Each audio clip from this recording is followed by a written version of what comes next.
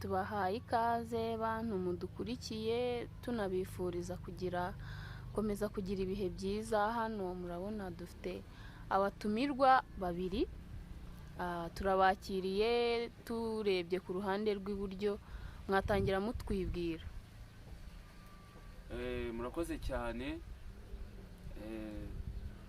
turabashimiye kuba mutwakiriye muri uyu mwanya. Nk'uko bisanzwe wenda bamwe baranzi abandi ntabwo banzi, ariko nitwa Hakuzimana Djibril, nkaba ndi imfura ya Rashidi Hakuzimana Abdulrashid, umunyapolitiki ukomeye cyane hano mu Rwanda, kuri ubu uherereye muri Gihonomo ya Mageragere. Murakoze kutwakira, twishimiye kubana namwe. Yego, namwe murakoze Djibril. Nawe watangira utwibwira. Njye baramenyereye, nitwa Hakuzimana Mahdi, nkaba ndi umwana wa gatatu wa Hakuzimana Abdulrashid. Yego, murakoze cyane.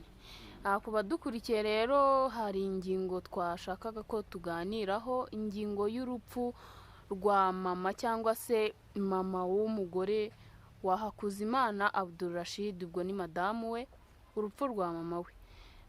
Hakuzimana Djibril, hari amakuru yagiye acicikana ahantu hose, waba waritabiriye iyo mihango yo gushyingura uwo twakwita nk'aho ari nyogokuru wawe, ese byaba ari byo? Murakoze. Ni urupfu rwaje rutunguranye rw'umudamu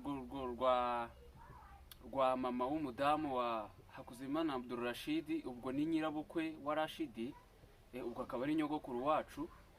Ni urupfu rero rwatunguranye, rwabaye ku itariki 20 z'uku kwezi kwa mbere muri uyu mwaka.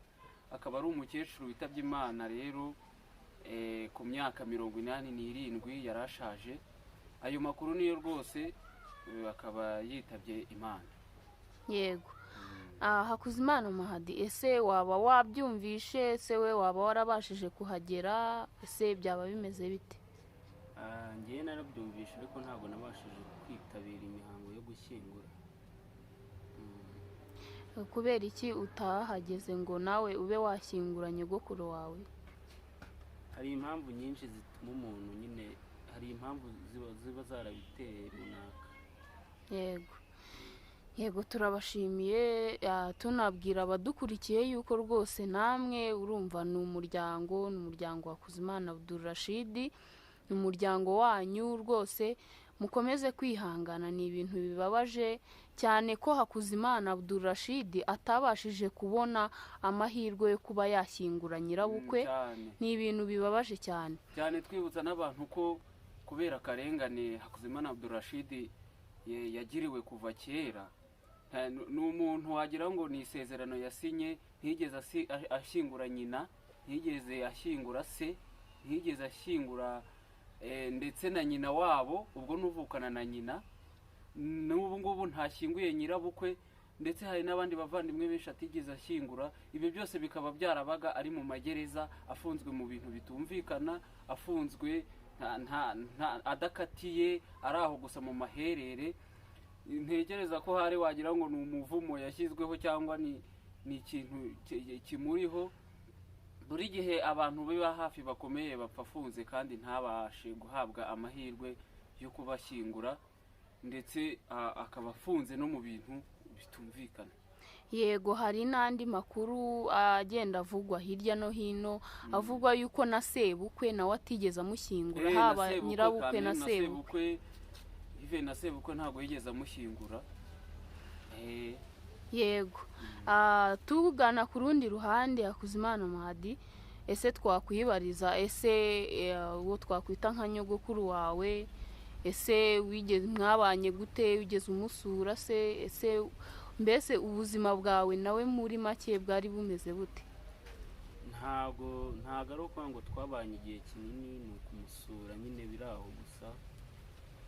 Nta mateka manini dufitanye, kubera ko ibibazo by'ubuzima nyine, ni mu buzima hari ibintu tugenda tunyuramo byinshi bitubuza kugira aho tugera n'aho twifuza kugera. Mu mahirwe make rero njye nagize, ntabwo nigeze mbana nawe cyane, nubwo yitabye Imana. Nta mahirwe menshi nagize yo kumumenya cyane. Yego.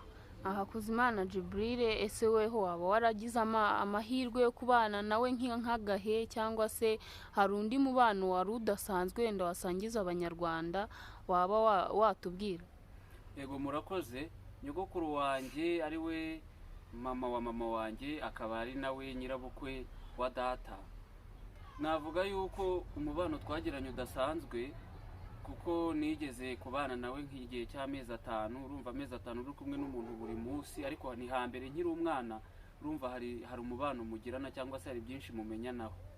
Ibindi ni ibisanzwe, ujya gusura tate wawe bisanzwe, n'ubundi nk'abandi uko babaho bisanzwe. Urebye nta mubano munini twigeze tugirana, ariko nyine nari muzi cyane, yari umuntu wa hafi cyane, yari umuntu nabonaga igihe kinini mu mwaka, muri nge yari umuntu wa hafi cyane. Yego. Ni uwo mubano twari dufitanye. Ikindi wenda turamutse twaganiriza mu ncamake ku buzima bwe, ni umukecuru wavutse mu 1937, akaba yari afite imyaka 87, yabyaye abana 6. Umugabo we yitabye Imana mbere yiwe gato nk'imyaka 2. Akaba rero yarabyaye abana 6, 3 bapfuye mbere, harimo umwe w'umusirikare nawe wapfiriye ku rugamba, yajyanwe kurwana muri Kongo, arapfa nawe, ntiyigeze amenya ngo yanashyinguwe hehe, usibye ko wenda hambere babonye indishyi z'akababaro ziwe, ariko nazo zidafatika, z'ubuntu bw'ubusabusa babahereje. Ariko nawe ni umuhungu wiwe wapfuye arwanira igihugu, ibyo abantu nabyo baba bakwiriye kubimenya. Mu mubana 6 yabyaye rero harimo abahungu 3 n'abakobwa 3. Abo bahungu 3 bo bari barapfuye mbere, hanyuma apfuye asize abana 3 b'abakobwa, harimo mama n'abandi 2 bavukana. Apfuye asize abuzukuru 14 ndetse n'abuzukuruza 22. Yaratuye mu karere ka Rulindo mu murenge wa Masoro, ahazwi nk'irutongo mu majyaruguru y'u Rwanda. Ariko akaba yararwariye ku mukobwa we twavuga ngo mukuru, wari utuye mu karere ka Gasabo hano mu mujyi wa Kigali, mu murenge wa Nduba. Akaba ariho apfuye cyangwa se yitabye Imana yaraherereye, akaba ari naho yashyinguwe. Twihanganisha rero abasigaye, natwe nyine twikomeza, nta kundi byagenda iyo umuntu apfuye, ari ibyo twihanganisha n'abandi babashije kubura ababo badukurikiye, nabo turabihanganishije. Ni ibintu biba bitoroshye, nubwo umuntu yaba akuze cyangwa se yaba adakuze, ntabwo biba byoroshye, tubihanganisha. Mu ncamake ni ubwo buzima bwiwe yabayemo, nuko yari ameze, apfuye yararwaye, ndetse ubwo harimo n'izabukuru. Yego, murakoze cyane kudusangiza ku buzima bwe. Harya watwibutsa muvukana muri abana bangahe? Twebwe hano tuvukana turi abana 4, ku babyeyi 2 birumvikana, Hakuzimana Abdurashid ndetse na Usengimana Mariam Cezaria, abahungu 3 n'umukobwa 1. Yego. Hakuzimana Mahadi, waba ufite amakuru ko wenda uwo mukobwa muvukana ari umwe yaba yarabashije kuhagera, cyangwa se nawe yaba yaritabiriye imihango yo gushyingura? We yarahageze, ni njye njyenyine utaragezeyo mu bana, mu buzukuru be nyine umukobwa we. Mbibutsa ko wenda kuba twarabashije bamwe kugerayo, wowe ukaba utaragezeyo, urabona ubuzima buba bukomeye. Buriya haba harimo n'ikibazo cy'ubukungu, ayo matike bikireba nkanjye, ni ukuvuga ngo navuye ku ishuri nza gutabara, ayo matike, ibyo biki byose haba harimo n'ibibazo by'ubukungu n'ibindi bibazo bitandukanye. Yego, ariko hari andi makuru njya numva ngo iwanyu mukunda kugira umutekano muke, barabiba cyane muri karitsiye. Ese byaba iriyo mpamvu cyangwa se intandaro yatumye Hakuzimana Mahadi we atitabira uwo muhango wo gushyingura?